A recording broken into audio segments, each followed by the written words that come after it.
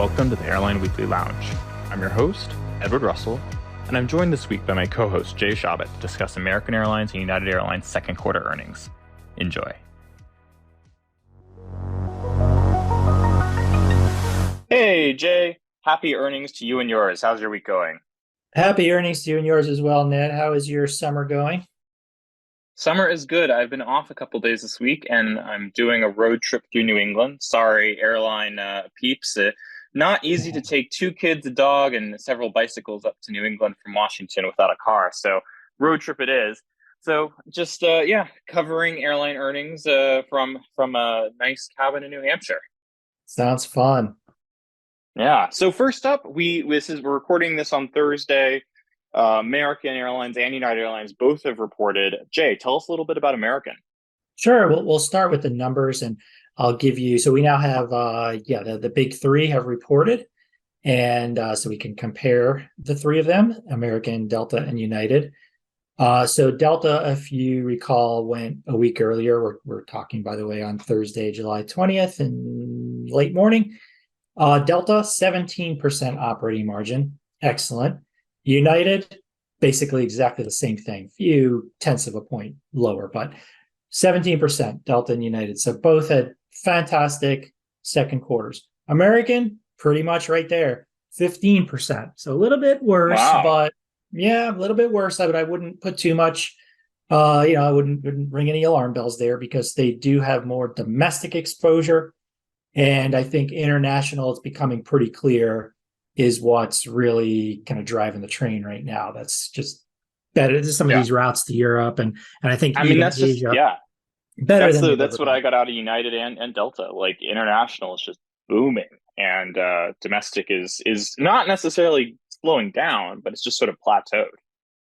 Yep. That's still a question that needs a little more. We need to get more information on how the domestic market is doing. I think all three, United, Delta, American, American, Delta, and United, they pretty much all said that domestic is just fine.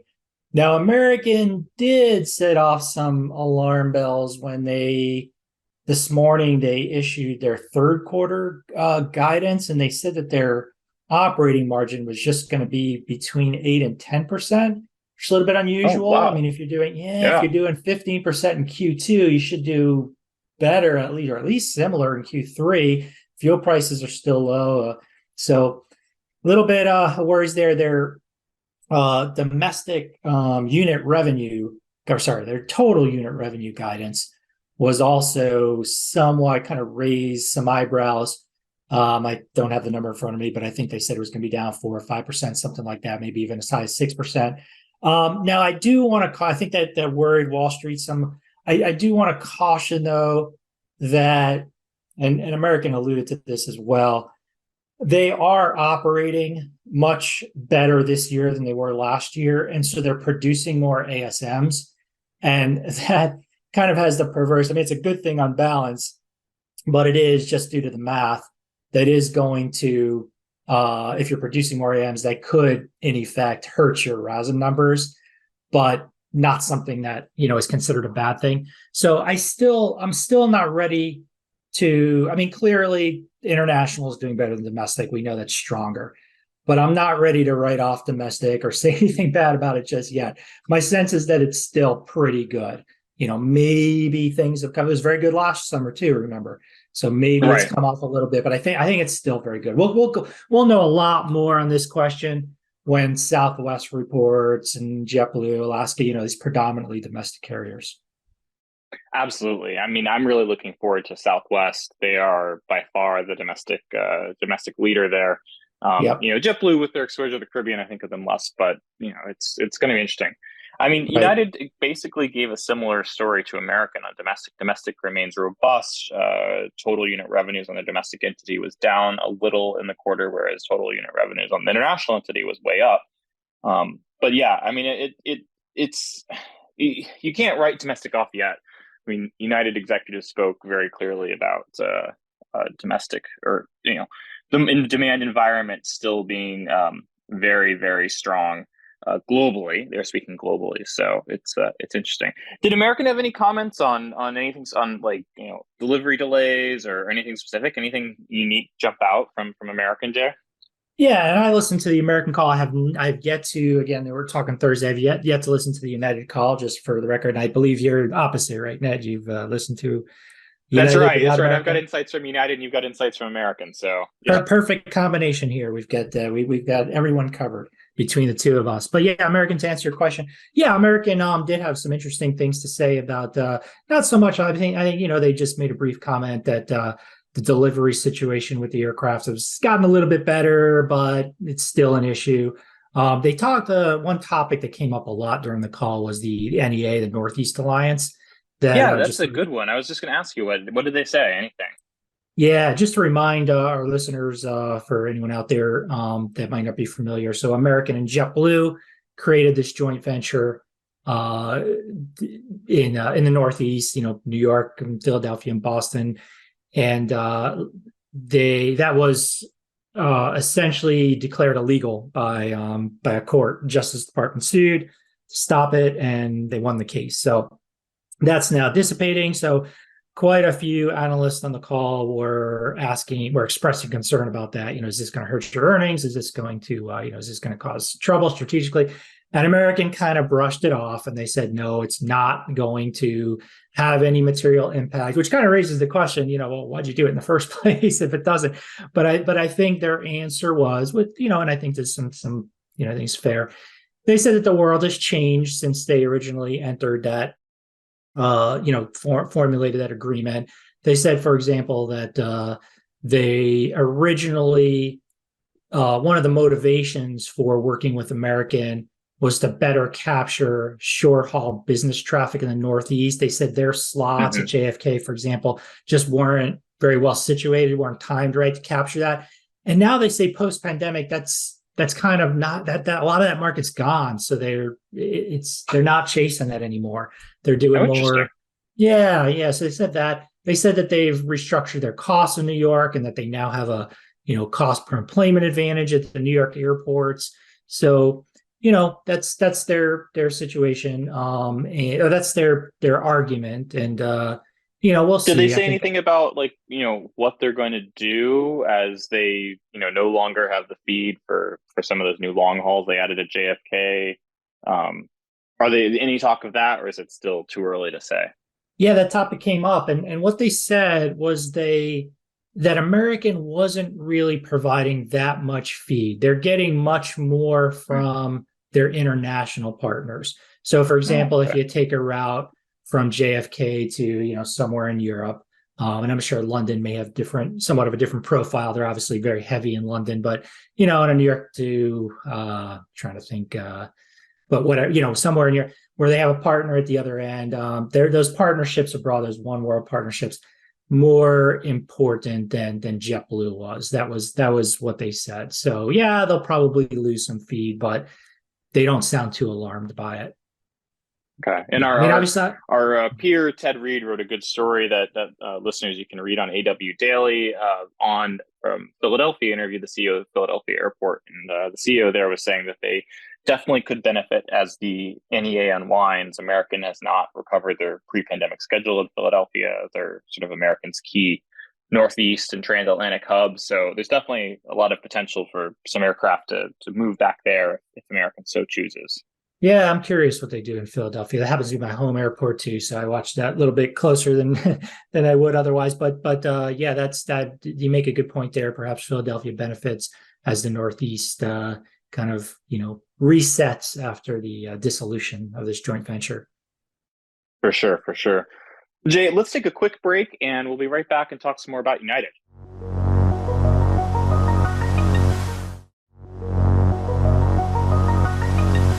And we're back. So, as Jay alluded to earlier, I got the chance to listen to United today and Jay to American. So, the story out of United was similarly very good. Jay already gave the margin numbers, but United really benefited from international, just the robust return of the international market.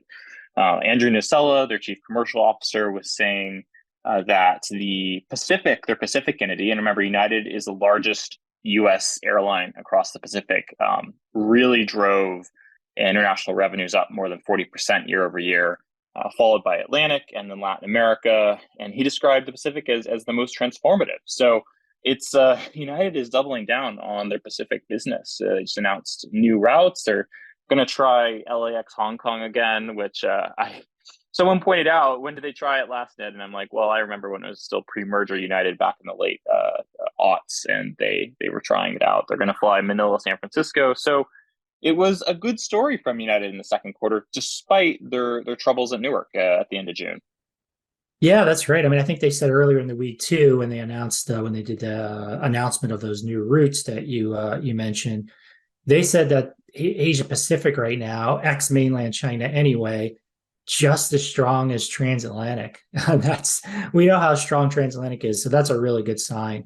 Now, some I think what's happening too is you're getting some traffic because of the airspace closure in Russia. You're getting some traffic originating or even ending up in the eastern half of the U.S., which would typically fly over Russia to get to Asia. Yep. Yeah, some of those routes still exist, but you sometimes have 2 or 3 hours of extra flight time because you have to fly around Russia. So I'm thinking that maybe some of that is now going through the West Coast instead, and United can capture that through their San Francisco hub or even their LA operation. I don't know. Absolutely. And United's doing Yeah. double dailies out of SFO to most of their major ports. I mean, Tokyo's double daily, Seoul is double daily, Taipei is going to double daily, Hong Kong is double daily. Yeah, so they're definitely flying the capacity there, Trans-Pacific, to capture some of that. Yeah. So probably that Russia, because you don't need to go over to Russia when you're obviously going over the Pacific from California. So probably the Russia thing helps at least San Francisco's, California hubs, San Francisco in particular. And San Francisco needed help because that's been an airport that's suffered a lot from the pandemic. I mean, I think we've all read about some of the economic issues they've had in San Francisco, the outmigration, which, may be exaggerated. I'm not sure, but certainly if you look at the airport statistics, when Asia was closed, especially up until very recently, say late 2022, early 23, San Francisco numbers are way down. If you look at the capacity out of San Francisco, just way down compared to, the average U.S. hub. So that'll, having Asia back is a big deal for San Francisco Airport and by extension for United. Absolutely. And I think the one thing, and unfortunately they didn't talk about this too much on the call, is the restrictions to China. I've written a good amount about that means United's flying 4 times weekly, where they used to have 8, 9 daily flights. I forget the exact number, but it's also beneficial in the sense that the Chinese airlines are similarly not flying as much as they were before. And if you recall, pre-pandemic, you had each regional Chinese airline wanting global ambitions, they would fly Trans-Pacific because the bilateral, while it's strictly limited flights between quote unquote tier 1 cities, Beijing, Shanghai, and Guangzhou in the US, if you flew from a tier 3 city like Wuhan or Dalian, don't remember if there's a Dalian nonstop, but those aren't restricted. So all that capacity is still out of the market, and you have to admit, people are. I've read everything indicates that people are traveling out of China at least. Who can get visas and passports, and they want to go, and then they're being forced to connect. And they're not all flying United, but they're definitely filling up those Trans-Pacific connecting flights as we see United, Delta are back to full capacity to Tokyo for United, Seoul for Delta. Those are their partner hubs. Americans quickly recovering. So yeah, I'm assuming that that's got to be helping United, and one of the reasons that they can devote aircraft to these new routes to other markets since just China's not open. Absolutely. Yeah, that's right. People are going to mainland China. They don't have the nonstop. So they're flying via some of United's other routes and to the Pacific. So absolutely. Or they're flying Korean Air or whatever. But yeah, there's no doubt. Now, I assume American did not mention anything about the domestic transcon routes or transcontinentals. I'm assuming United didn't say anything about that, did they? No, it did That you not can come up. recall? What they said on the demand environment is we don't see any change in the Q3 environment. We see steady and strong demand. That's sort of globally all around. They did not go into the domestic transcon specifically. The Yeah. one area they did talk about domestically that is interesting is New York. And, we all know how United had some operational issues in Newark at the end of June going into July 4th. And they outlined exactly what that cost. So that cost them about 1 point of margin in Q2. So you were saying the number is what, 15 or 16%, Jay? For United, 16.8 exactly. It was 16.8. So they would have been 17 over 17 if they'd not had the disruptions. And in terms of what they're doing in Newark, they're going to pull flight about 35 departures down out of Newark in August during peak hours. So they were operating about 435. They're going to be in the 390s in August. So we've got a better idea of what United's doing there. And in a change of tune, every executive, including Scott Kirby, just talked about how important partnership is with the FAA and the Port Authority, which is definitely a change from the first messaging after the meltdown at the end of June, when it was like FAA is at fault here. So it was interesting. Can you imagine how many Americans would be flying to Europe this summer if we had the capacity and had adequate, air traffic control and all that? It's it's kind of a shame that the supply side of the aviation industry can't handle the demand. Yeah, absolutely. But United's call was good. They're moving forward. One interesting thing is the capacity issues at airframers are still definitely hitting. Jay Lederman, United CFO, said they expect only about 110 aircraft in 2024, which it sounds a lot, but he put that in perspective. His previous forecast for CapEx, capital expenditures, was about $11 billion, and now they're expecting about $9 billion, simply because they're not going to be getting planes as quickly as they expected. So that's American said exactly the same thing, that they'll be spending less on planes this year because they just can't get them. Boeing can't, Airbus can't get them in time.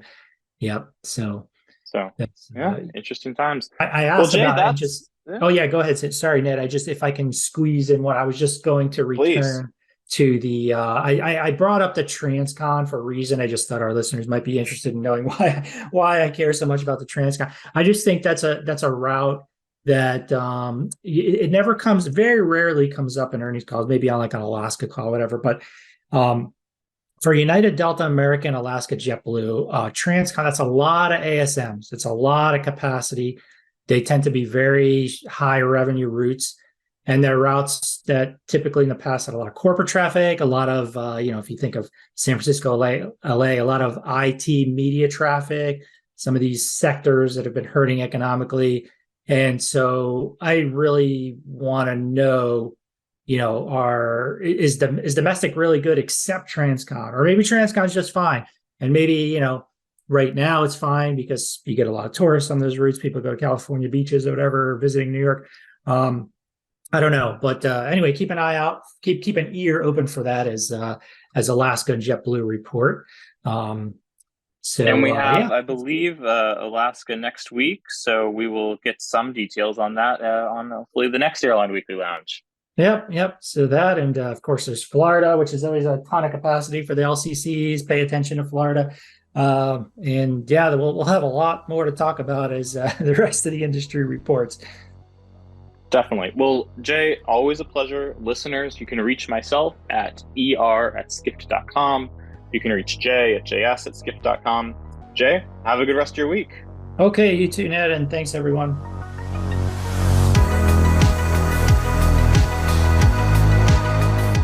Thank you for joining us for this week's episode of the Airline Weekly Lounge podcast. Check out airlineweekly.com for a new issue every Monday and updates on the latest airline news throughout the week.